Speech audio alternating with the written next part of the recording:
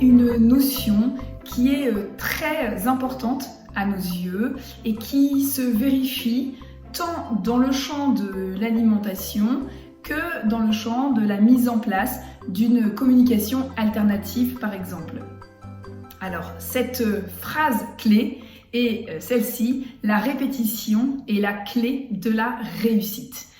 Évidemment, la répétition est importante dans tous les domaines pour ancrer des apprentissages, pour ancrer des choses.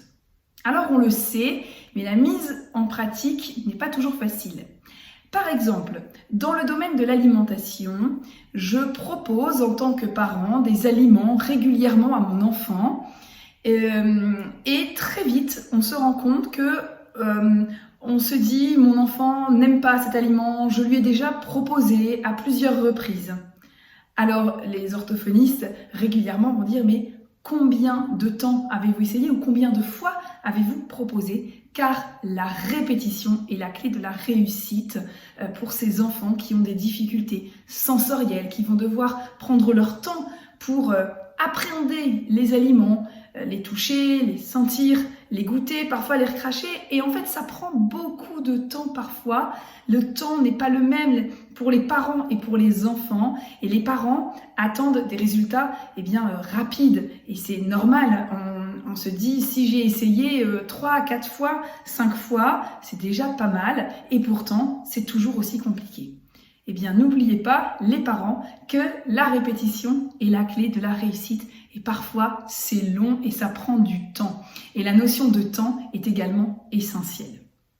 Dans la mise en place d'une communication alternative, il y a plusieurs étapes pour que l'enfant utilise son moyen de communication, qu'il s'approprie ce nouveau langage pour communiquer avec les autres. Eh bien, c'est pareil. Les parents, il est important, les parents, l'entourage, il est important d'utiliser nous-mêmes cette communication, de parler à notre enfant en utilisant ce nouveau support. Et ça ne va pas se faire en 5 minutes ni en quelques jours. Parfois, eh bien, ça prend du temps, puisque la répétition est la clé de la réussite.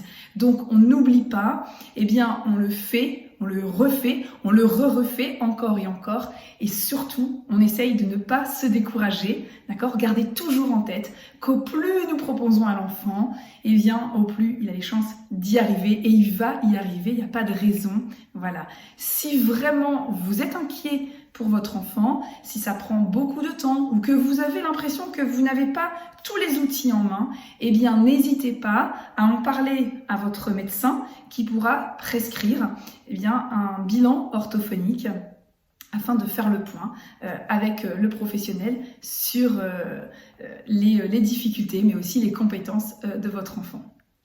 Donc, n'oubliez pas, la répétition est la clé de la réussite.